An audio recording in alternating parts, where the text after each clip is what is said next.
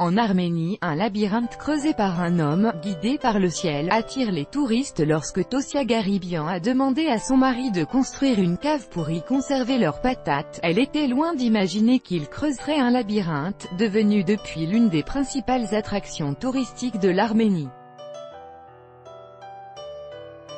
Un dédale de galeries, des escaliers à n'en plus finir pendant plus de 23 ans, son mari Levon Arakelian a creusé un réseau de caves et tunnels dans la terre ocre sous sa maison à Arigne, un petit village de 6000 habitants près d'Erevan. Une fois qu'il a commencé à creuser, il est devenu impossible de l'arrêter, raconte sa femme à l'AFP.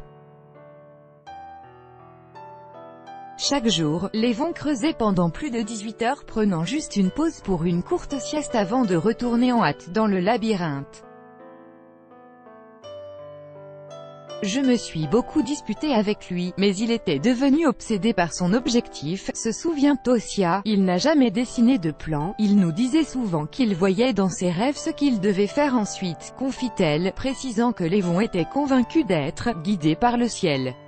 Levon Arakelian a creusé un réseau de caves et tunnels pendant plus de 23 ans, sous sa maison d'Arigne en Arménie. Copyright AFP, Karen Minassian. Au total, Levon a creusé à plus de 21 mètres de profondeur un labyrinthe de 280 mètres carrés, sans machine et avec uniquement des outils manuels, déblayant à l'aide de seaux l'équivalent de 600 camions chargés de pierres et de terre, assure Tosia. Si la première couche du sous-sol était composée de pierres noires en basalte, Levon a vite atteint des pierres en crémicacées, plus poreuses et faciles à creuser. En 2008, alors que les deux bouts du dernier tunnel venaient de se rejoindre, Levon est décédé à l'âge de 67 ans d'une crise cardiaque. Touriste du monde entier devenue veuve, Tosia a décidé de mettre en valeur l'étrange patrimoine laissé par son mari. Des visiteurs du monde entier se rendent à Arigne pour découvrir le labyrinthe de Levon. Certains jours, des cars remplis de touristes font le trajet jusqu'à la maison de Tosia, seule destination touristique du village.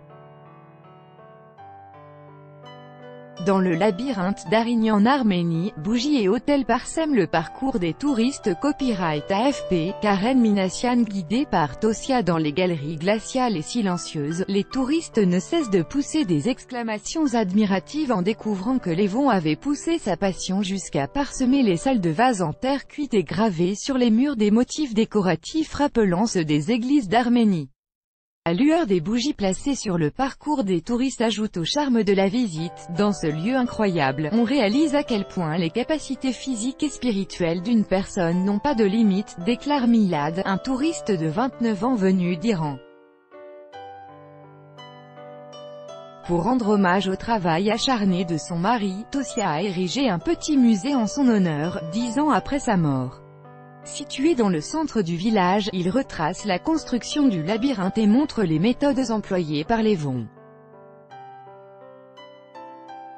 Levon Arakelian avait poussé sa passion jusqu'à parsemer les salles de vases en terre cuite et graver sur les murs des motifs décoratifs rappelant ceux des églises d'Arménie. Copyright AFP, Karen Minassian. Tosia vend aussi des mugs, des t-shirts et des tabliers à l'effigie de son mari, dont l'obstination est devenue un symbole pour certains Arméniens et touristes. À 44 ans, la fille de Levon, Araxia, se souvient, elle, d'une enfance avec un père passionné jour et nuit par son projet. Mes premiers souvenirs d'enfance, c'est le bruit sourd du marteau de mon père provenant de la cave pendant la nuit, confie-t-elle.